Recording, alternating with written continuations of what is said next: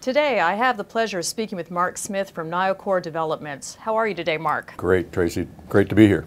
Mark, Niocorp has had some of the fastest moving series of benchmarks achieved in the last year. You've had so many news releases in the last 2 months. Can you tell me what one of your highlights are from the last 2 months? Well, huge highlight for us was just finishing up a fundraising effort, which in today's market is not an easy task, I might add, but I was extremely happy with the results.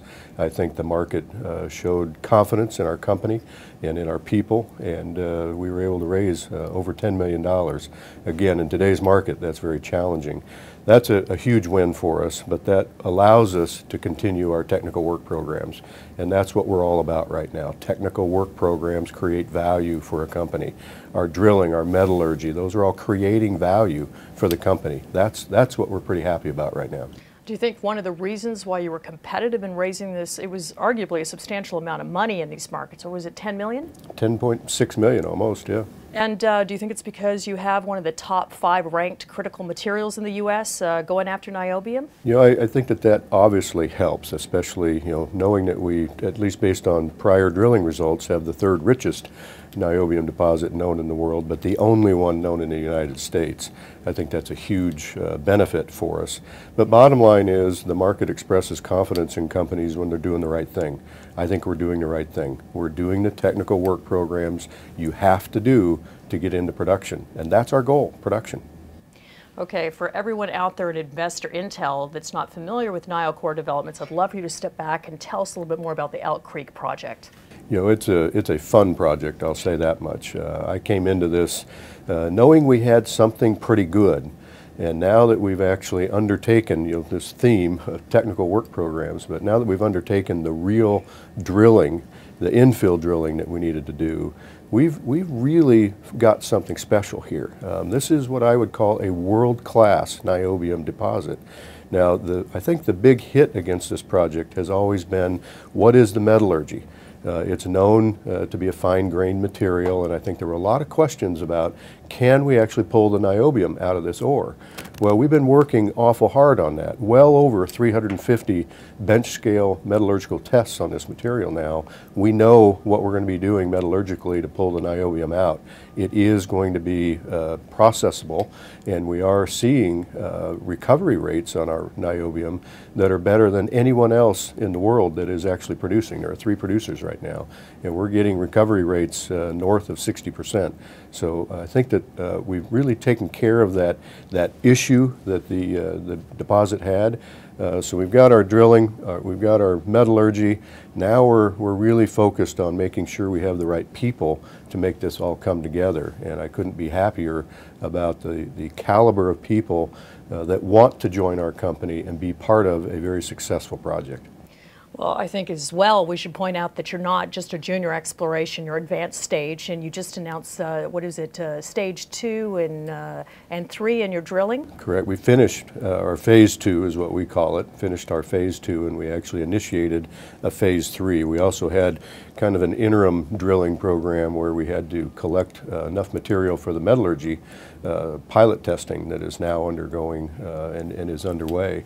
That was a huge effort as well. You need a lot of material to start your pilot plant testing programs, and there might be some people that would say that we're pretty close to mining right now, as much material as that takes. So we've put a lot of holes in the ground.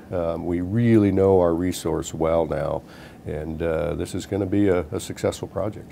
Can you talk to me a little bit about your processing? You kind of alluded to it earlier. Yeah, it's a little bit different than what the other 3 producers are doing. We do have a pyrochlore ore, which is what the other 3 producers have, but ours is associated with some different chemicals than what the others are.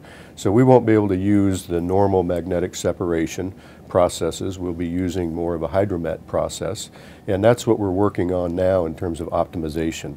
Hydromet can be expensive, but you can also optimize those efforts, and I like having the high recoveries, and we'll optimize our hydromet process in terms of cost so that we are a competitive producer that can make money on our project. course, your infrastructure is fantastic. Do you want to talk about your infrastructure? It's all there. We have a state highway right next to the piece of property that the deposit is on. We have almost a brand new electrical grid coming into the area, coming from a nuclear power plant that's relatively new. We're probably looking at electricity rates of 6 cents a kilowatt hour, very competitive. We have a rail line that's very close. We have community support that is beyond anything I've ever been experienced with in my 33 years in this business. The local people there are what get me really excited about the possibilities. They support the project, almost 100% support for the project, and every time we go down there we're welcomed. It's a very different atmosphere compared to some I've been in. It's very welcoming. I think it was just last week that I sent one of your news releases off to one of my editors before I went to bed, and I woke up in the morning, there was another one. What should we as shareholders anticipate in the next 6 months? Do I need to hire more editors to handle your news release flow? You know, it is a pretty constant flow right now, but all that really is a reflection of the amount of work that we're doing.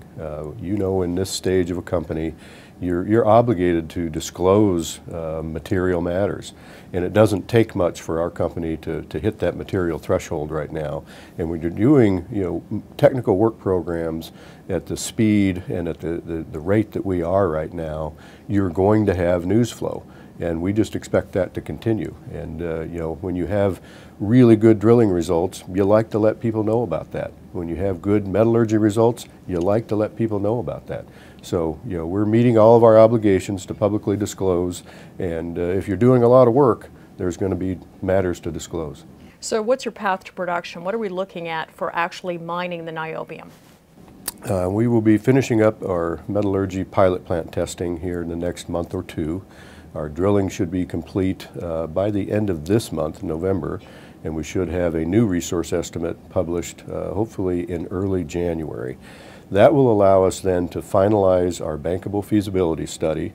That's probably going to be a second quarter item in 2015. Then we start the major financing effort to raise the capital required for the project. Then we start construction, and I would actually hope that there is a very strong possibility we could be breaking ground this time next year. Now that sounds pretty aggressive, but we've got the people, we've got the resource to do it. We're going to do everything in our power to make that happen. If that all comes together, Tracy, we could be producing in 2017, and that really is the ultimate goal that everybody has their eye on right now, production in 2017.